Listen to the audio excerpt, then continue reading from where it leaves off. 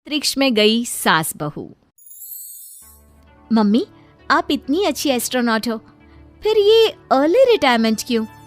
क्योंकि बचपन से मेरा बस एक ही सपना था, जिसके लिए मैंने लाइफ में बहुत कुछ खोया और छोड़ा।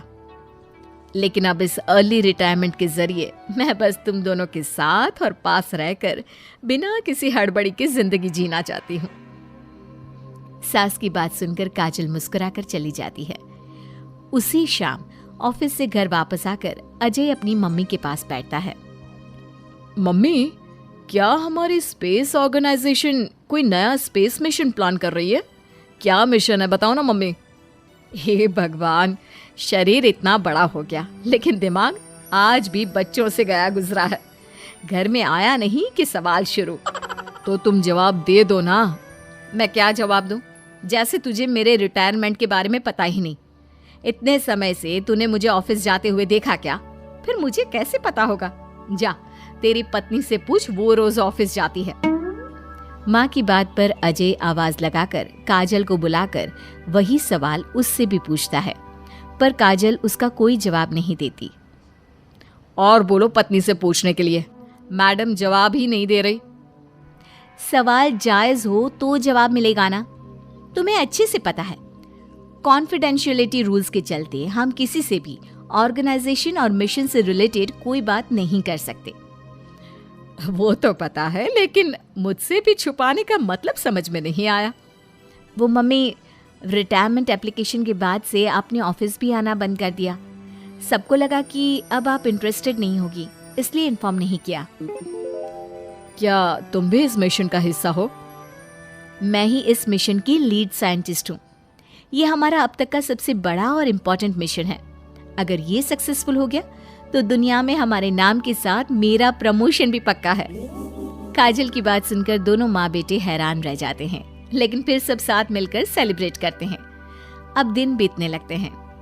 काजल स्पेस मिशन के चलते पहले से ज्यादा बिजी हो जाती है और देर तक ऑफिस में समय बिताने लगती है। कुछ समय तक इसे चुपचाप देखने के बाद एक सुबह बहू को सामने देखकर आखिरकार सास उसे टोक ही देती है। आ रही हो या जा रही हो? भाई, हमें तो तुम्हारी शक्ल देखे लगता है सदियां बीत गई। मैडम कब आती है कब जाती है कुछ पता ही नहीं चलता। अरे ऐसा कौन सा मिशन है जिसने सुबह रात घर परिवार सब भुला दिया? मिशन तो मैंने भी बहुत देखे हैं और गई भी हूँ, पर ऐसा हाल कभी नहीं हुआ। मम्मी, मैं आपकी चिंता और गुस्सा समझ सकती हूँ, पर ये स्पेस मिशन आज तक के सभी मिशन से बहुत अलग है। अच्छा, जरा मैं भी तो सुनूं, ऐसा क्या है इसमें? आई एम सॉरी मम्मी, मैं नहीं बता सकती। भूलो मत, मैंने रिटायरमेंट अप्लाई किया है, लेकिन रिटायर होने में अभी 7 महीने बाकी है, जिसके हिसाब से मैं आज भी ऑर्गेनाइजेशन का हिस्सा हूँ। तो मुझे बताकर तुम कोई रूल नहीं तोड़ रही। मुझे सब याद है मम्मी, और मुझे ये भी पता है कि अगर आप साथ दें तो मिशन के लिए बहुत बड़ी मदद साबित होगी। पर सीनियर्स ने रूल बनाया है कि इस मिशन की इंफॉर्मेशन सिर्फ उन्हीं के पास होगी जो इसका पार्ट है, और मुझे तो उन्होंने खास अपने पास बुलाकर ये समझाया था। बहू की बात सुनकर सास सोच में पड़ जाती है और अगले दिन खुद भी ऑफिस पहुंच जाती है। ओहो, क्या बात है मैडम, रिटायरमेंट के एप्लीकेशन के बाद तो आपने दर्शन देने भी बंद कर दिए। अरे सर, अगर ईद का चांद रोज निकला करता तो क्या उसका स्वागत इतने जश्न से होता?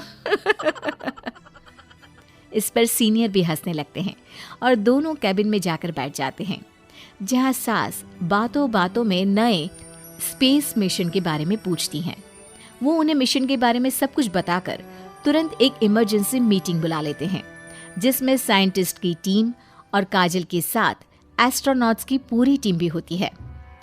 तो ये है हमारी टीम, जो सब कुछ भूल कर दिन रात इसी मिशन पर काम कर रही है। अगर आप भी हमें ज्वाइन कर ले तो सोने पर सुहागा हो जाएगा। अगर आप मुझे टीम में चाहते थे तो पहले कांटेक्ट क्यों नहीं किया? आपने स्पेस में ना जाने के फैसले के साथ डेस्क जॉब का भी इनकार कर दिया और अर्ली रिटायरमेंट के लिए अप्लाई कर दिया, और फिर पिछले 1 महीने में किसी के साथ कोई कांटेक्ट भी नहीं हुआ।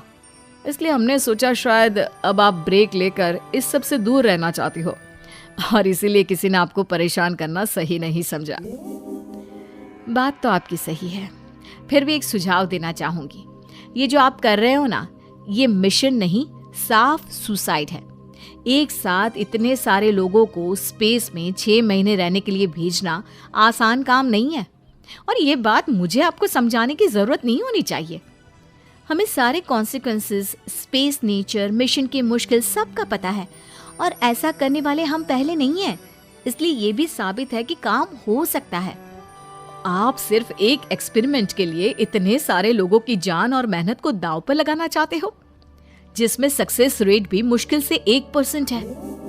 बहुत देर तक इन्हीं सब बातों पर बहस चलने और काजल की सास उर्फ ऑर्गेनाइजेशन की सबसे एक्सपीरियंस्ड एस्ट्रोनॉट को बहुत देर समझाने के बाद भी जब वो राजी नहीं होती, तो ऑर्गेनाइजेशन के सीनियर्स को उन्हें घर वापस भेजना पड़ता है।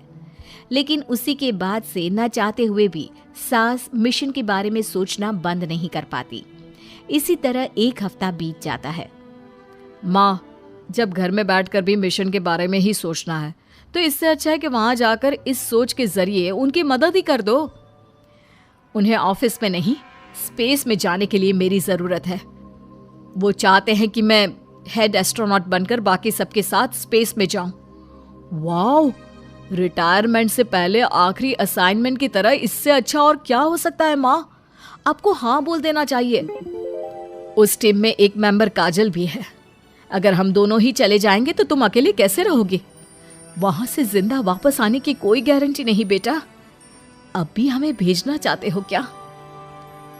जिस दिन से आपको पहली बार स्पेस में जाते देखा है, तभी से ये डर और पॉजिटिविटी दोनों साथ लेकर जीना सीख गया हूं। आप जाओ माँ, मुझे पूरा भरोसा है आप दोनों वापस भी आओगे और देश के साथ मेरा नाम भी रोशन करोगे।